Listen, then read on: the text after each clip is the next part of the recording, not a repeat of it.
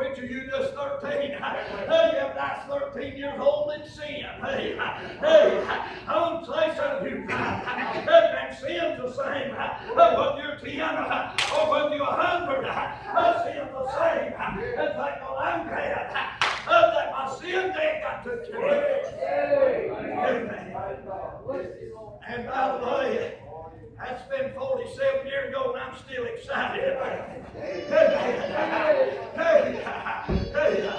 Don't say if you've lost your excitement and your zeal about your sin being gone. There's something wrong with your life. I'm afraid our problem is we're so excited about fitting in with the world. We want to look like the duck and quack like the duck and walk like the duck, and that puts us in the category of the duck. But I'll say, thank God, I'm not among the ducks no more. I've got to find.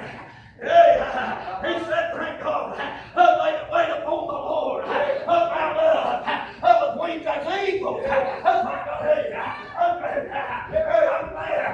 I'm not soaring down low. That's what the ducks do. Thank God, I'm a flying. With the eagles, God done so. Amen. You stick around where the ducks is at, you can believe this or not, you'll get in a mess. I'll say that again to you. You hang around where the ducks is at, whether you like it or not, you will get in a mess. Amen. If you don't believe me, just build you a pond. Amen. And let the duck and the geese come and begin to roost around there. You can't even go out and enjoy the pond for the mess that's around. You know why I can't enjoy church anymore? There's too many ducks around the pond. Hey, I'm glad. Thank God God will fix it. So the mess will be gone. And we can enjoy being around the well of heaven. Amen. It's good to be saved. Amen. Amen. I hope you've not lost your excitement about what Jesus done for you. Amen. Amen. I know we lived in a society where we got some probably as good of educated men that's ever been in the history of the world standing there in pulpits. But I want to remind you what the Bible said. I want to remind you of what I think that probably the most educated man that was in the Word of God other than Jesus himself. There was a man by the name of Saul that was on his way persecuting the church. And he met up with somebody. Saul didn't go where the Lord was at. But the Lord came where Saul was at.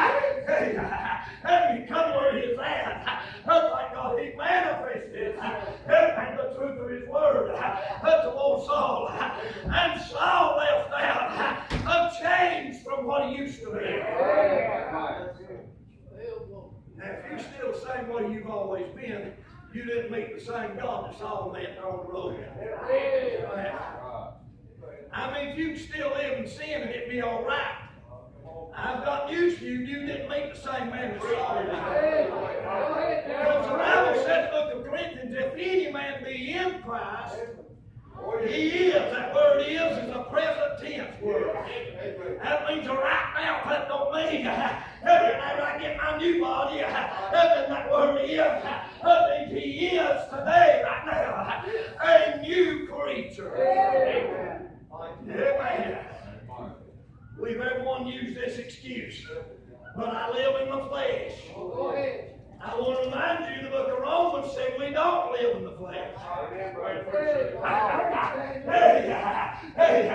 If you got born again, then by the power of God, we laid off this old Roman flesh and took up the cross and begin to follow Jesus.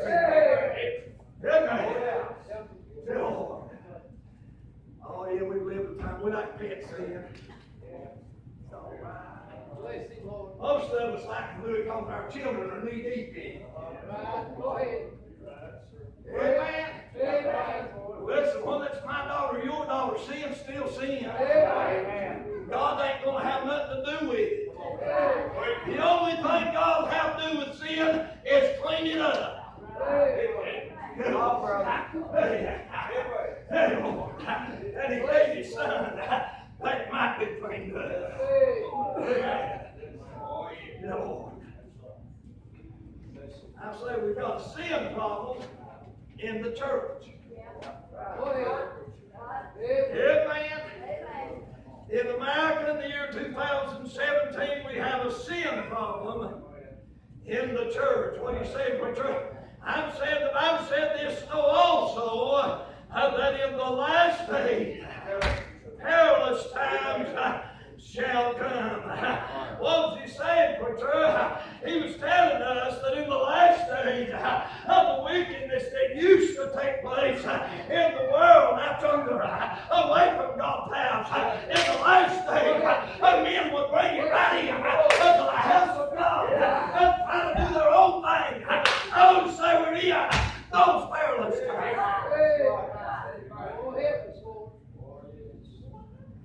Brother David mentioned this morning there in the church. I want to ask you how long it's been since God answered your prayer. Amen. I ain't talking about your neighbor's prayer, your pastor's prayer. I'm talking about how long has it been since you heard from heaven from the letter you sent. Amen. Hey, Elijah. Thank God been up on the mountain. And the whole world, the whole people of God, they were so confused. They didn't know which way was right and which way was wrong.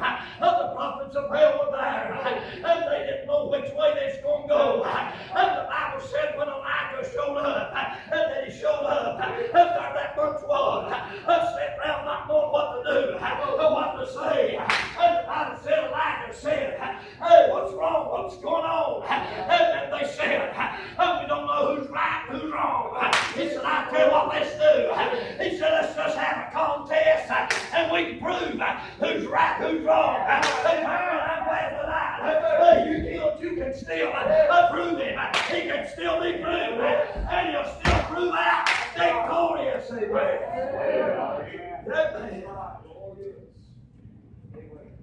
The problem is we don't want to pay the price to prove him.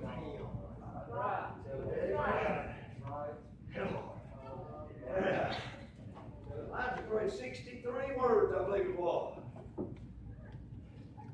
That religious bunch, Brother Junior, they put their sacrifice down there and they fixed everything up.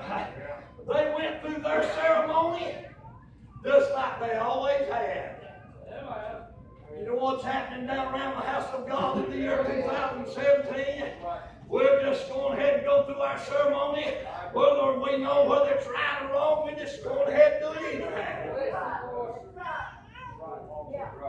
God's enlisted for somebody that's already been in touch with Him so He can show up. Amen. And prove He's still God. Amen.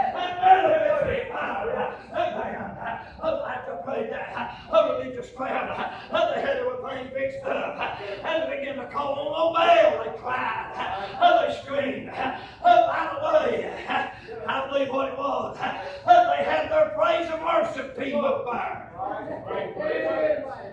Go ahead. Yeah. Because they're trying to do something to stir the flesh up anyhow. And began to jump up and down on the altar. And they done everything they know to do. And when that didn't work, the Bible said they took lancets and started cutting themselves. I'm going to tell you something. You better be afraid, amen, of a ceremonial thing. It'll cause you to do things that hurt you. It'll cause you to do things that'll bring a dishonor unto the Lamb of God.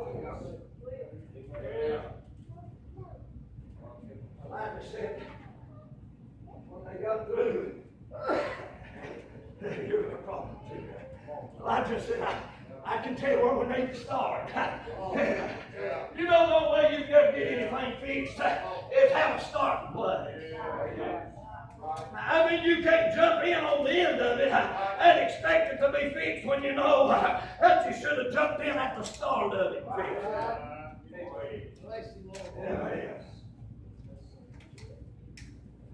Yeah, Lord. Like I said, well, he said, I believe we can start all over, but God has a way that he will accept.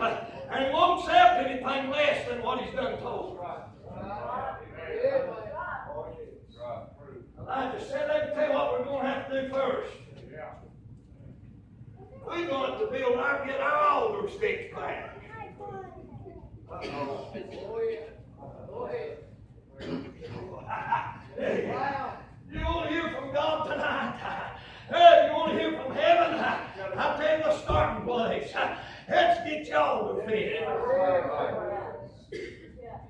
They got their altar fixed up with a stick they took, and they dug a trench about that thing. It was separate trench, unrepresented, that was separated.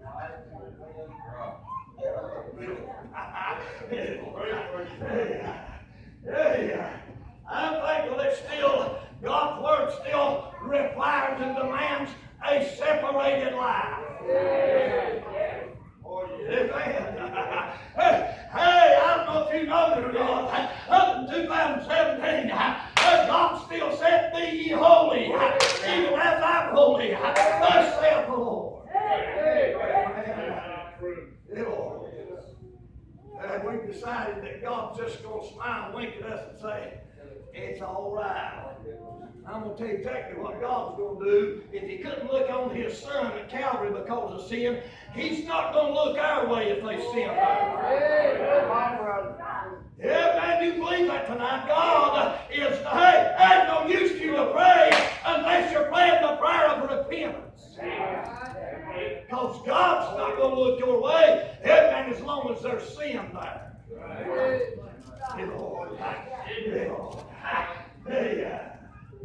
Elijah prayed. He got everything set in order, Junior.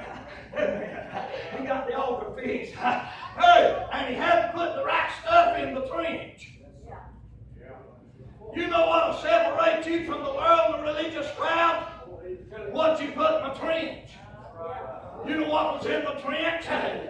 Hey, told us the book of Ephesians. He said, be washed by the water of the word. Like they dug that trench and they filled it up with the word of God. You know one thing causes me and you to live a separated life? It won't be your flesh still got a sin nature to it. Mine does too. If I get out and flirt around on God, hey, if I get out and flirt around on God, I'll wind up just like Samson. At one time, having a perfect God in my life, and let things come in and get the water out of the trench so that I don't live separated no more. And I wind up flushed with sin, and death will come my way. Amen. Lord. I hope we just get the shout and run it out. Well, we can still. Hey, you know what brings a shout? Separated living, because when you get to the place till you're separated from the world, guess what'll happen? Hey, they got everything fixed up, everything separated. Praise God, when they did, they got everything set in order. Like the one off to the side. He didn't try to pray where that much could hear him. He didn't try to pray to impress nobody. He got off by himself and said, God, hey, I want you to let these folks know that you're still God. He said, why you at it? I just want you to let them know I'm yours. Amen. We're so busy trying to impress one another, we done forgot that the only thing that impresses God is when he looks over at his right side and sees his son. Amen.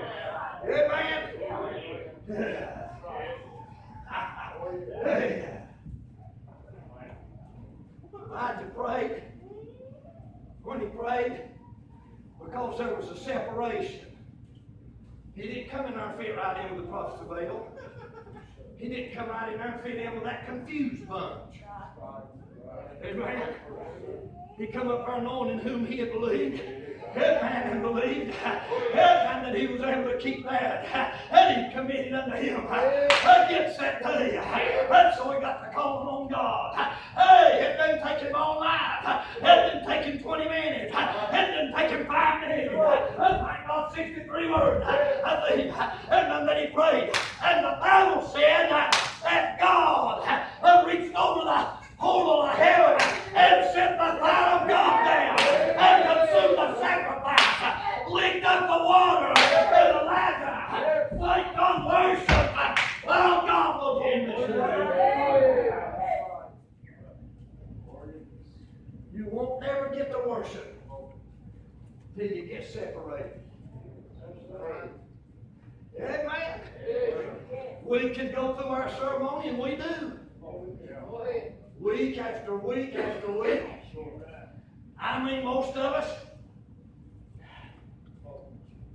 On my church, and I'm going to tell it's on us. I told some folk one day we was talking, and I told my son, the best pastor in the state of North Carolina. They said, what are you talking about? I said, I'm bound to be. I said, my folk down at Muddy Creek get enough on Sunday morning. Some of them get enough to do them 2 weeks. Yeah, man. And the biggest majority of them gets enough on Sunday morning to do them till next Sunday morning. Then tell me you living separated. You know. He said, come ye out from among them and be ye separate. Thus saith the Lord. God will honor his word when we get separated from him. It's not me that God honors. It's not you that God honors. It's his word that God will honor. Amen. I've been in church 45 years. Well, you probably need it worse than any of us. You done got to say it your way. You don't think you're right and the rest is wrong either. Yeah, I know what I'm talking about. How do you know? I've been in church 45 years. Amen. Yeah. We think we done got to, amen, the options on everything. And that God owes us something. And we're the only ones can get a hold of God. You know how them disciples are in the New Testament? They got mad that much, got to bring them young ones over there. You know why they got mad? Because they got to think, well, where do you think them babies is? What do you think they do? I need you to understand what the Word of God said. He said, have a mouth. Her faith is sunken.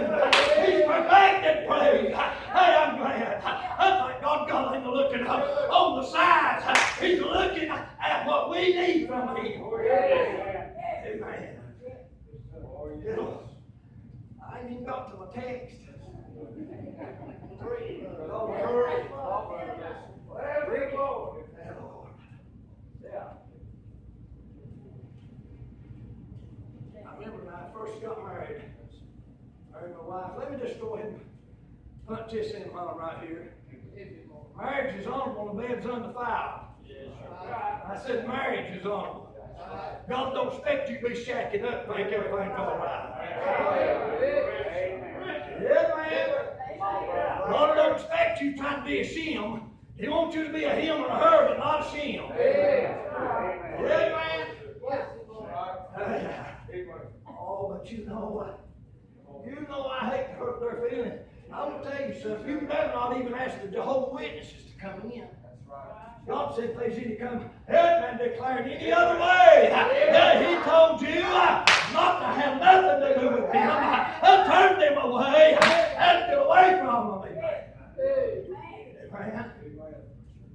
Well, preacher, I thought maybe I could witness to it. Who do you think you are? If the Holy Ghost stirs and moves on you, it's all right if you talk to him. He knows you ain't no match for him. I guarantee you the Jehovah's witnesses. Make every one of this feeling ashamed. When they come up and start giving you the scriptures that they know. Amen. How can they do that? They're at least dedicated to what they believe.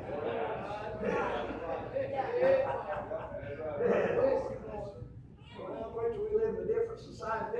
You know what I had a preacher tell me the other day? He said, there ain't no many folks gonna come down to your church. He said, we're preaching for a more educated bunch. I said, I know it. That's why we're in the shape we're in. We've done educated God out of this thing. Think we know more than he does. And listen, hey, Apostle Paul told him I was going to tell you. Hey, what he told him Elijah on the whole mountain. And God. And he called on God because he's living separated. And the power of God fell. And God manifested. And his grace upon them. And the Bible said when God's power showed up, all the people made this statement. They said the Lord, He is God. Now say God shows up, you can quit trying to convince folks. They ain't gonna believe you know how. But when God shows up, God will convince some folks that He's God. Yeah, Lord. Paul could have astounded every one of us. All the preachers I know in this world today, Apostle Paul, he could have made us feel like gnats. Somewhere. He could have. You know what Paul told the boys? I believe Paul told Timothy, he said, Timothy, you study. Show yourself approved unto God. He didn't say, Timothy, don't you study, so you not preach one of them other boys. You know, back in our day, we've lived in a time that we go to church and we have preaching competitions. We have singing competitions. Yeah, man. Hey, God's wondering when we're going to come have worship again. Well, preacher, how do we worship? God is a spirit. That's what the book said. Hey, God is a spirit. And they that worship Him must worship in spirit. And not in the flesh, but in the spirit.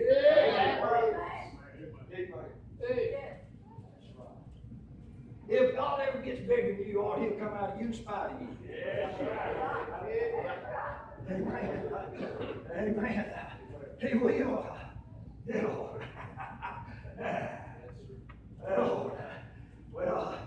Well, I'll tell you, I appreciate what the Apostle Paul told them. Paul could have astounded any of us tonight. I mean, he could have astonished us with his wisdom and with his knowledge. Paul told them when he came there, he said, look, folks, he said, I didn't come over here with enticing words. No one what he says, I didn't come to impress y'all. I didn't come with excellence of speech to try to make you think I'm somebody that I was. He said, but I want you to understand what I did do. He said, when I came to you in the demonstration. I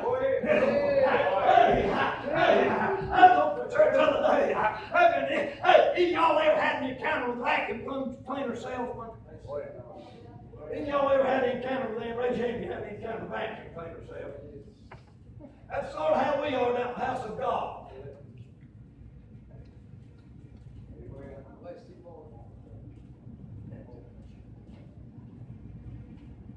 Preachers comes in, singers come in.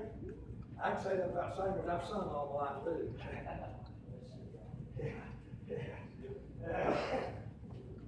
Come in down the house of God. We're so sure they can't do it without us. When we get there, we've arrived.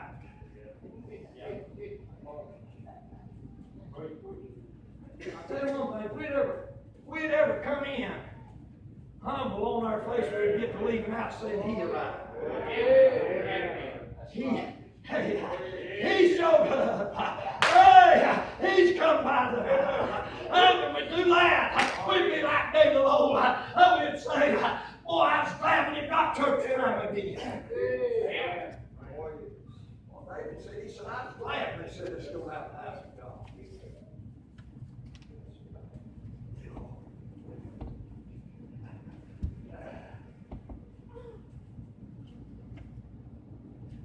Saul told him, he said, look, he said, I was the chiefest of sinners. I was the worst of the worst. The meanest of the meanest. The ugliest of the ugly. But he said, I know about as much as anybody did. He said, but I can tell you this, I don't know nothing. Say Jesus. Him crucified. Hey, Lord. Hey, Lord. If the Apostle Paul did that, I promise you one thing. Me and you have to come to the place that we realize that it's all in Him. We're get back to what we worship. Amen. Yeah.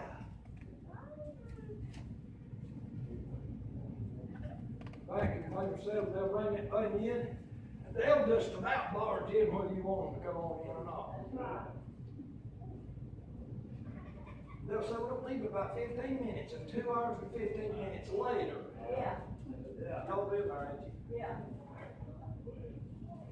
You come right on in, the first thing you do is, they're running that mouth. They're running mouth supply. It's sort of like a parakeet in the cage with its foot up in the door. And they run that mouth supply, you can't understand half what they're saying. It wouldn't do you no good if you could either. Because all they're interested in is convincing you need an action plan. Whether you can afford it or not, whether you've got a brand new or not, don't make no difference to them. All they want to do is to unload one on you. Yeah.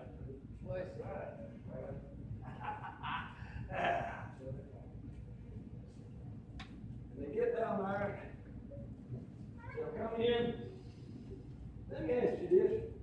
Has any of them ever come in and they get that thing all put together and just and break the handle down, just go push it back and forth on the floor and that thing not make no racket? They do that. I tell you the problem with that. It ain't getting no dirt up. You know what's going on in our church in our day? We come in, we're running the very thing that we'll do the cleaning. It'll get the dirt up, but there's one problem. It ain't plugged in. You know what's the matter with the pulpits in America tonight? Hey, we've got all the right messages. We've got the right book. We've got the right thing.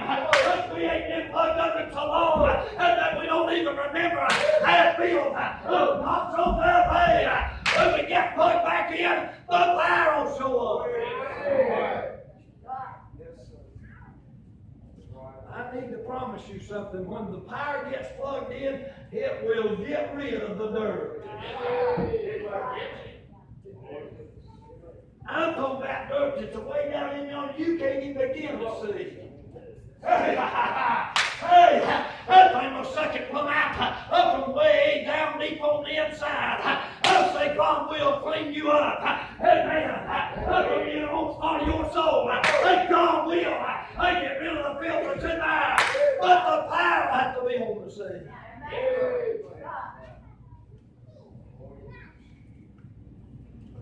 Which we don't need this old time way anymore. We're too sophisticated. We're too educated. The last verse, the book of Judges, the very last verse in the book of Judges said they had no king in the days of the judges. They had no king. And because they did, said every man thought he's right in his own eye.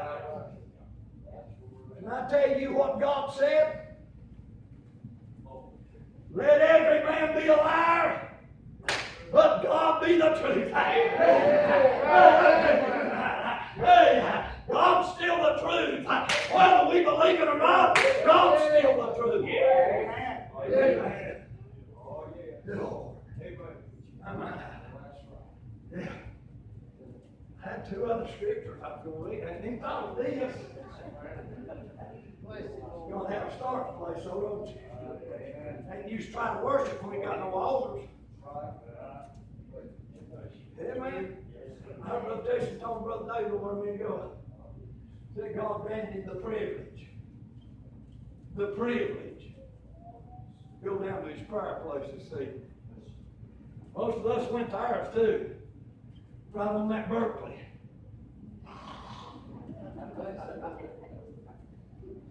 And some of them didn't come back because they didn't get up in time. But we think that's all right. And our sons and our daughters and our neighbors' children and the folk we work with is plunging off into hell, and we can still sleep on the birthday every Sunday evening. You know why? Because we ain't got no altars. We've not done what we need to do. We've not got separated so the power of God show up. Hey, I'm preaching to me tonight. Hey, we never live for the day we need some altars restored. It's today that we live in.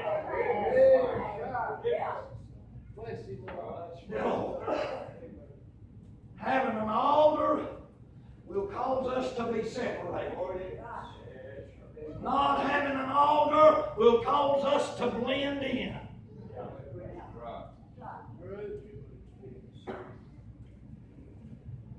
You look like a duck, or are you flying with eagles? Them ducks are I mean, you just walk like all on news, murmuring, complaining. You ever hear them eagles doing anything except soaring? Once in a while. Yeah. Hey, once in a while, I think God they'll get their vision set on and you might hear them, I think just a little squeal. And then right out of that, thank God they're enjoying the video bit of what God's blessed them with. Hey, my Lord, have mercy. Hey, Lord.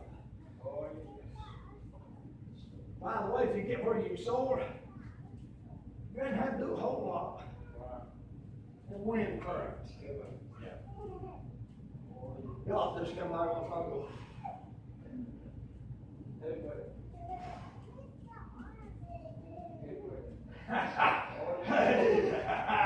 Hey, preacher, I sure like to do that. Get your altar fixed and start living separated. Amen. Lord have mercy. My.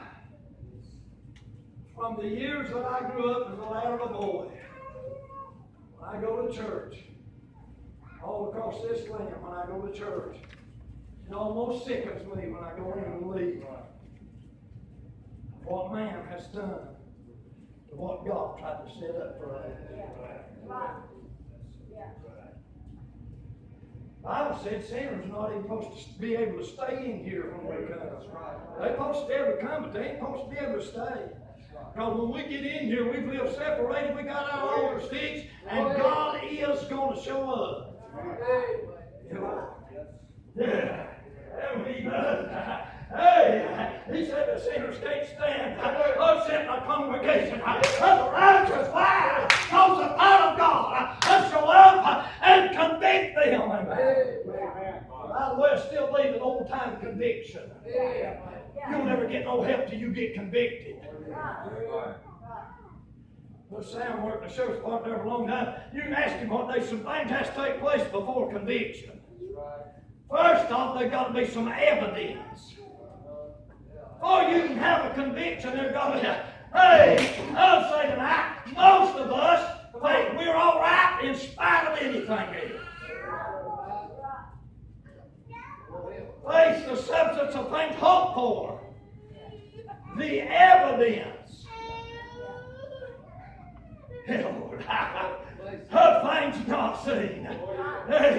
You can't see what's going on inside me tonight. I'm glad for the evidence. God, you me. Let me know. Thank God. Hey, He's pleased with a separated life. Amen. Lord. My Lord, this feels like the Bible preaching. Lord. We're singing that old song. Revive us again. Fill each heart with thy love. May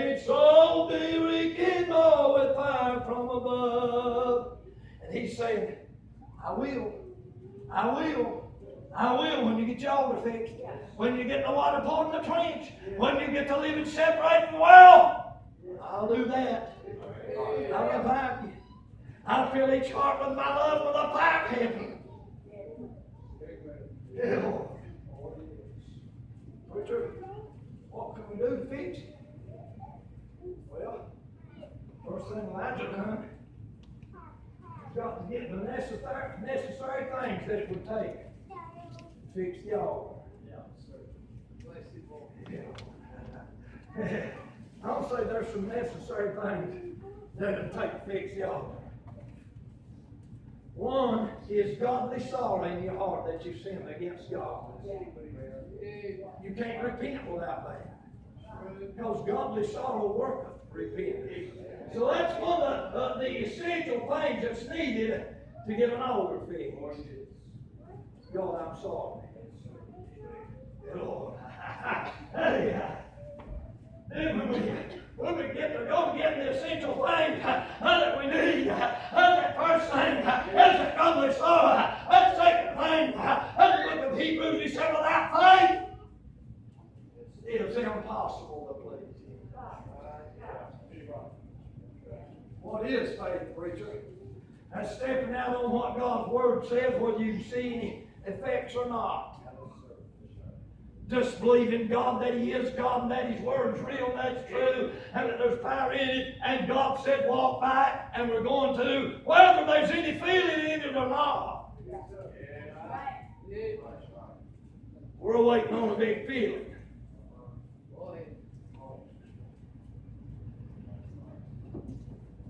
We've confused love with lust. Our society, lust is filled with feelings. Love is filled with actions. We'll say that again. Lust is filled with feelings. Love is filled with actions. How do you know? John 3:16, for God so loved the world. Other day, His only young Son, whosoever believe in Him shall not perish, have everlasting life. What you saying?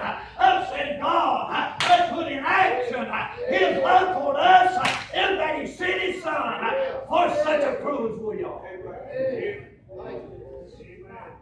God didn't just say, I love you, and He'd have an emotional stir. God sent His Son to Calvary. They beat him with a cat of nine tails, jerked hunks of flesh out of him. They jerked muscles out of him, and the ligaments and the tendons, and they beat him, that he was unrecognizable as a man. And yet he opened on His mouth.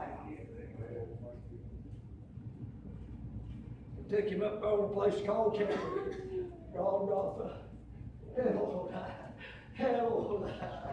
hey, well, preacher, it's not so important that we live separated. I tell you how important it was to God.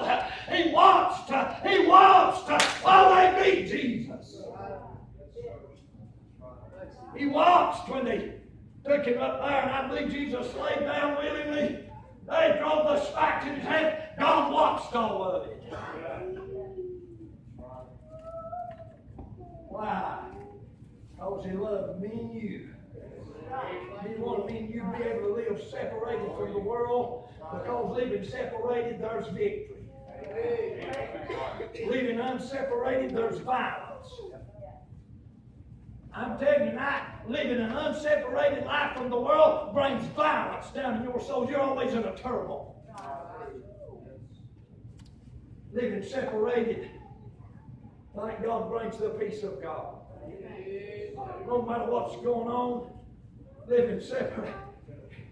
I'm reminded, amen, just after I was married, amen, went across the mountain where I grew up, and there's a big old log come up on the back of my neck there.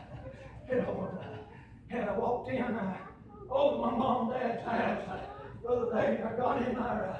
Amen, Mom. We always hug one another, love one another. I'll say something now. If there ain't no love at home, don't try to come to church and put on the dog. If you don't love one another at the house, there ain't no love down around the house of God. That night, that evening, Mom come met me at the door. Put her neck up around my neck, laid her hand up on the back of my neck, felt that knot on there. Then she said, "My Lord, son, what's the matter?" And I said, "I don't know, Mama. They just a knot come up there." Hey, Brother Speaker.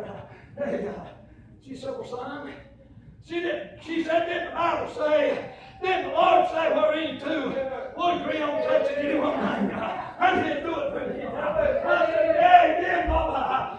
She said, "Son, let's just ask him right now." She didn't say we'll be a praying over that. She said, "Let's ask him right now." Let God see. I begin to pray. I begin to call on God. You looked the back of my neck, we leave tonight. And that knot was gone when I left that night. And it's never come back again.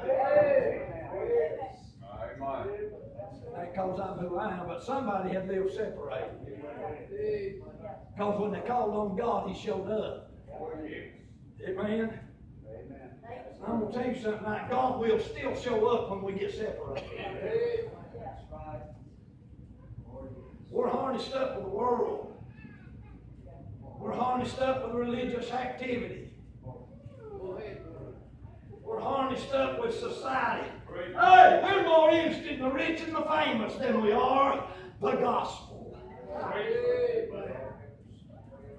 We get more excited and stirred up watching the rich and the famous on TV than we do coming to the house of God. Amen. You know why? Where your heart's at, that's where your treasure will be also. Your heart's on that rich. You'd rather have that than have God in it.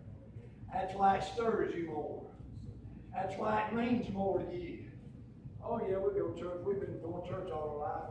We've been going to church all our life. Yeah, we good folks. How long has it been since the Holy Ghost got you in a condition you didn't know where you was at or what you was doing? Amen. Amen. I mean, that's the proof in this thing. Amen. I don't have to ask Jason. I didn't have to ask Brother Junior. I didn't have to ask none of these others. Hey, I didn't ask my wife. I didn't know they found all right on. I didn't like all this like. I Jason, because I was granted the privilege. I didn't go down yonder. I do prayer place. I'm like, oh, I get along with you. I can all say, that night he still shows up on my scene.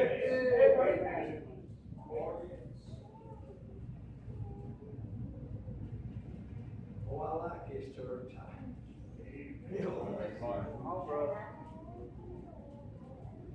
used to work over at the hospital. They had a thing what they called it the root cause analysis.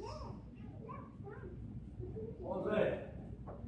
The root cause, they have a problem, they have an issue, they'll have an error, maybe a medical error, maybe an error in the operator, and some error of something, and that costs somebody their life. Now, I'm going to tell you something tonight, church. Because of our problems, they start losing their life. Thank God, if we'll go to the root cause analysis.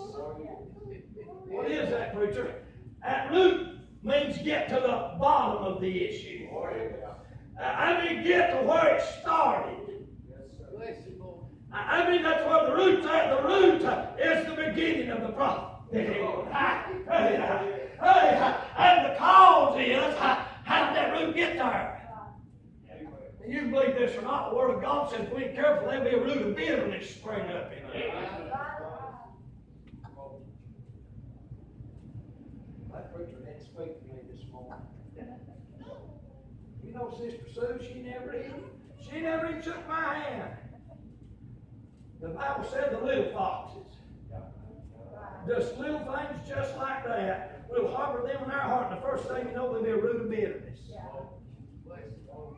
And that thing will get deep, settle rooted in us. We'll come down the house of God. Well, we used to do this.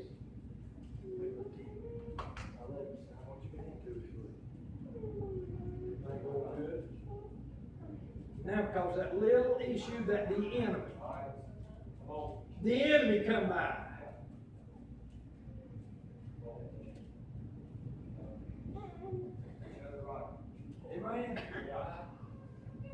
If you don't love your brother, whom you have seen, how can you love God whom you have not seen? Oh, yes. I don't say there's some blind folk around. I'm not talking about natural. There's some crippled folk around. I'm not talking about natural. There's some folk in bad trouble today. We've got a root problem. We had gutters on our house over where we used to live. And my mother-in-law, she had planted little bushes. I mean, she could stick a dead stick out in it, bro. She had planted bushes everywhere, right up against the house. And I mean, this is everywhere. And it wasn't long till the roots of them things done busted through the drainage system. And the first thing you know, we had water running in the house. Why? Because we had a root problem. I ain't talking about fresh water. I'm talking about runoff.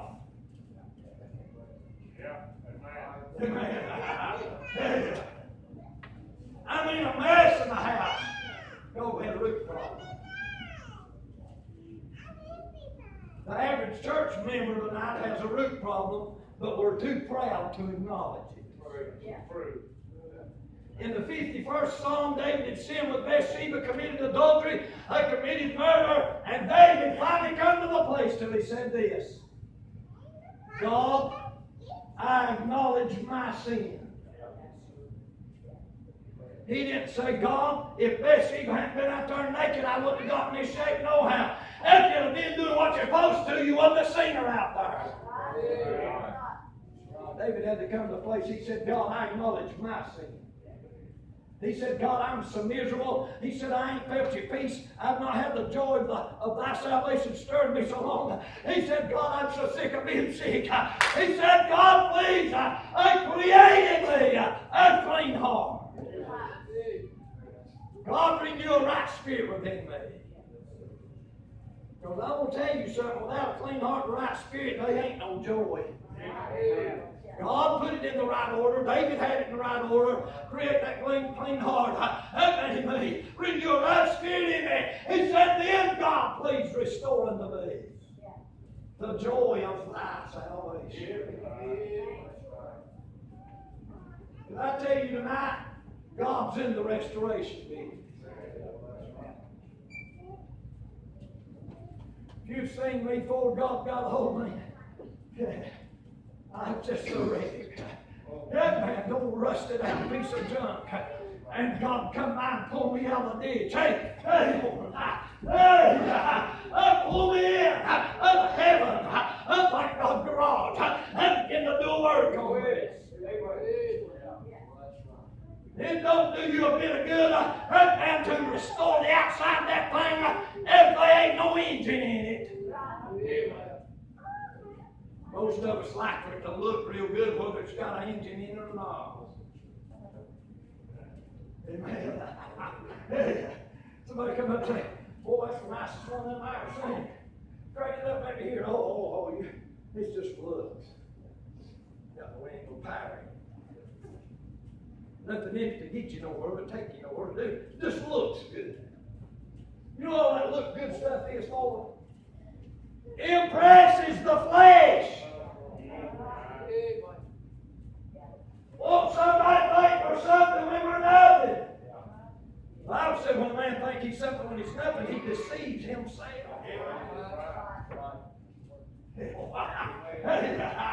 My Lord. Oh, I appreciate this, Jason. Amen. Thank the Lord. Amen.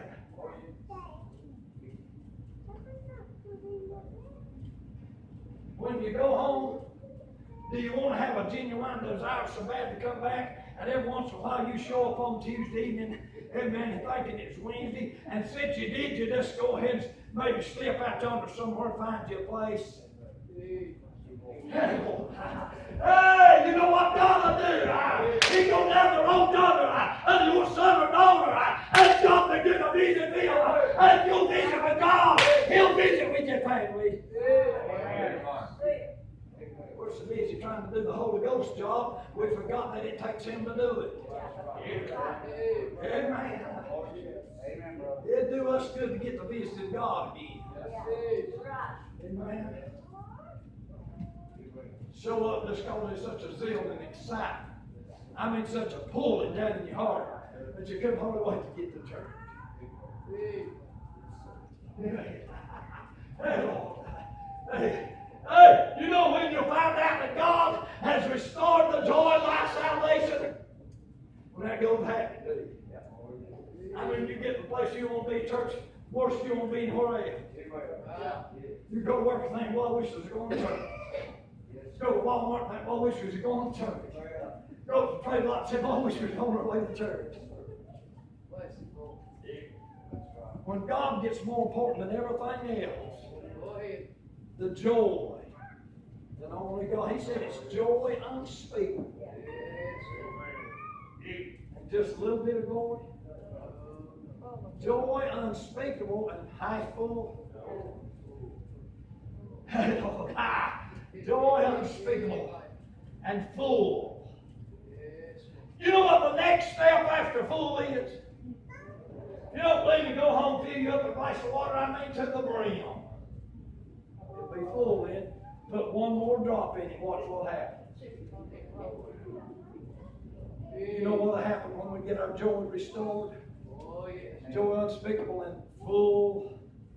We come down the house of God in the choir, get up, and one speck of God begins. I'm talking about, it don't have to be the wind, but just one little speck of God show up. He'll run us over and break us down like a shotgun. Amen. Why you want to break you down like a shotgun? Because I want Him to load me. He'll never load you, you get broke down. Hey, yeah, Lord. Elijah said, God, I know you're God. This ain't my first time talking to you, Lord. God, I didn't have to have nobody else around to talk to you. I didn't have to wait for him to call a prayer meeting out the church before I talk to you, God. So, Lord, here I am. God, these peoples are going the wrong way. They're going off, and they're going to plunge off into hell. And God, I don't want to see them do it, and I know you don't, because you said it's not your will that any perish, but not all come through. He said, God, if you would. He said, I just want you to prove to them that you're God. You know the only thing that'll prove to you that God's God. It won't be my preaching or Jason's preaching or Junior's preaching or Timmy's preaching. Amen. It won't be none of us preachers in here convict you. But when the power of the Holy Ghost comes in, begins to swell down into hey, God, the Holy Ghost, and then convince you that He is God, and beside Him there is none other. Or you won't be looking for something else. No wonder David said in the 23rd Psalm, he said, the Lord is my shepherd. He wasn't looking for nothing else. He wasn't trying to find nothing else. Hey, thank God He doesn't settle with the fact that the Lord is. Again, that word is right now. The Lord is my shepherd. I shall not want. He said, I ain't want nothing else. The Lord's my shepherd. I don't want nothing else. He's all I need.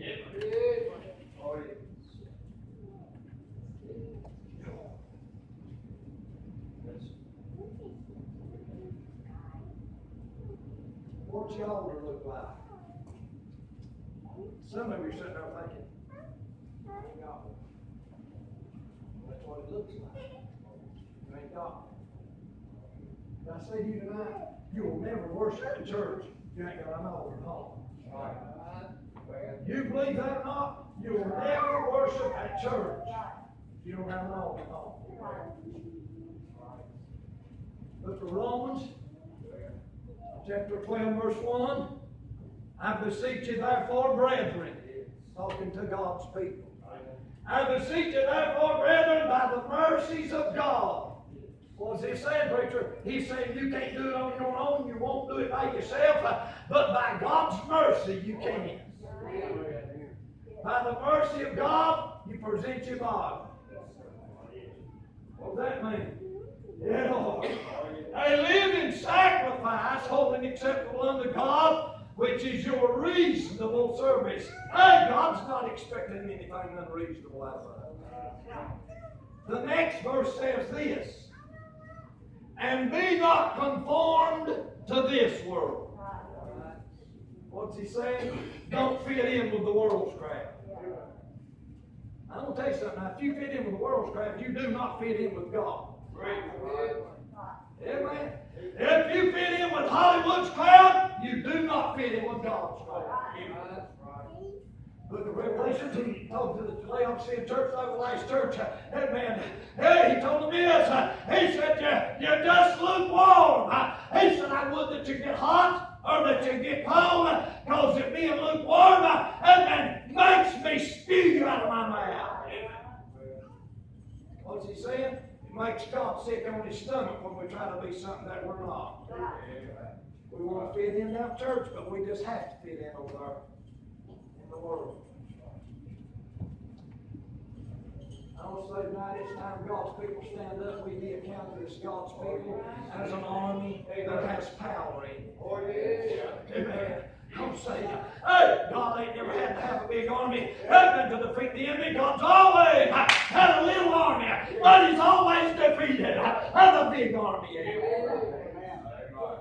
Because it's in his power and in his mind that they're defeated. It's not us that defeats them, it's him that defeats them. So I want to ask you this, what y'all will look like? Then I ask you that, I want to ask you this. Is it separated to the place till you don't let nothing else bother you when you go to it? Most of us think what's important, we can't come to church about our cell phone.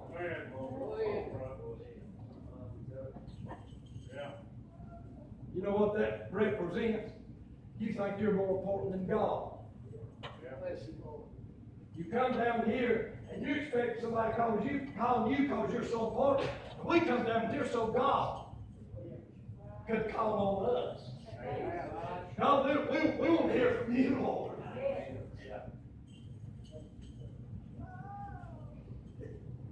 Yeah. I wish we could shout. You can. Preacher, I wish we could rejoice. We can. Preacher, I'd like to see my children get under old-time conviction. We can. Lord. Lord. Preacher, I'd love to see it break out and in the Sunday school class and the Holy Ghost get to stirring and save somebody in the Sunday school class. We can.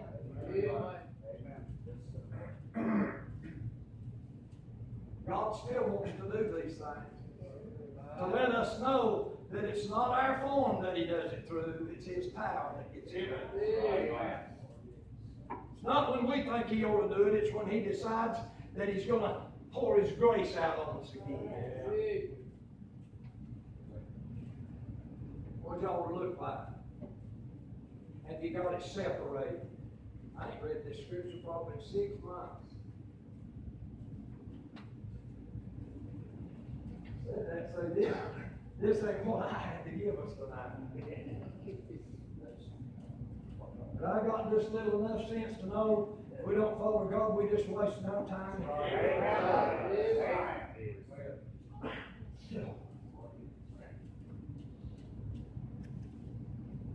Once you get it separated, the next question is, when are you going to visit it?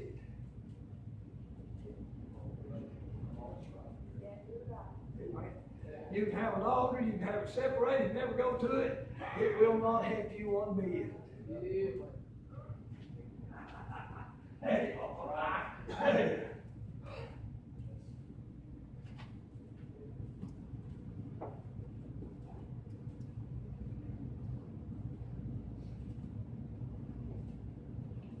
I don't know the need in your heart tonight. You can't see in mine, I can't see in yours. But I got news for you. I'm looking on the outside of you, and you're looking on the outside of me. God said, man looks on the outward appearance. But we need to understand something tonight. There's a God in heaven that's looking right down in every heart of this building tonight. He sees the condition that we're in. He knows where we're at. Hey, He knows where there's a root problem there or not. If there's a root problem, there ain't no use you trying to get an altar fixed till you get your root problem fixed. God said you regard iniquity in your heart. He said, I won't even hear you pray. In other words, if there's a root problem in there, don't say I ain't listening at you to get your root problem.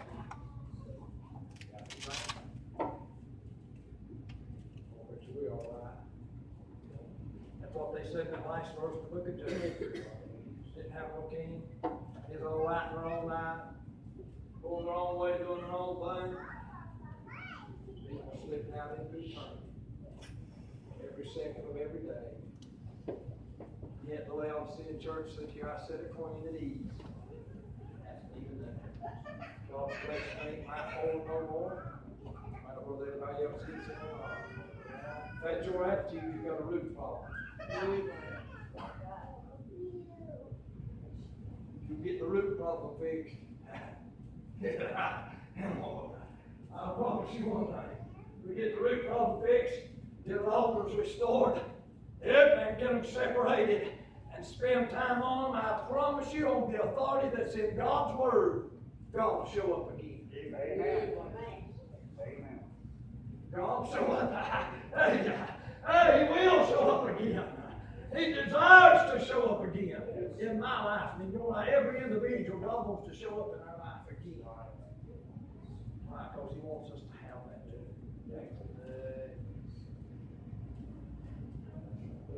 My daughter would come and say, Lord, here's my basket. I don't know how long it's been since she sang. She used to sing a lot. They used to sing at the woodlawn.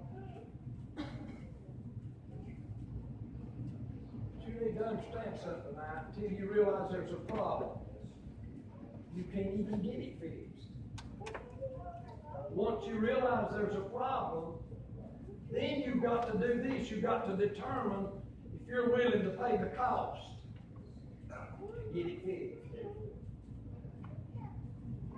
Be not conformed to this world, but be transformed. That word transformed means to be changed.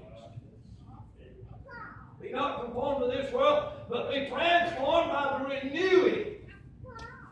You know what that ing on the end of new represents? Renewing, that means a continual renewing. That means an ongoing newness of God. Oh, preacher, I've been saved 45 years. I'm satisfied with what He done. I ain't got enough to get me in. If you're so miserable on the journey, you're causing everybody else to be miserable. Amen? Yeah. I just get in gear, get everything fixed up, say, God, oh yes. I want a renewed joy. I want that renewing of my mind. Why don't you fix it so I'll have my heart and my mind on you when I go to work in the morning?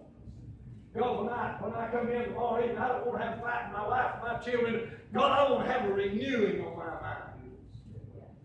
God, I won't come in, and if the enemy has tried to undo something in my home, God, I won't be able to come in and say, family, the Lord loves us.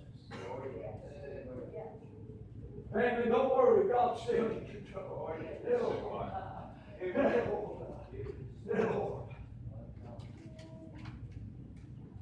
I promise you something. We get our minds on Him, our hearts focused on Him, our altars fixed, and our lives separated.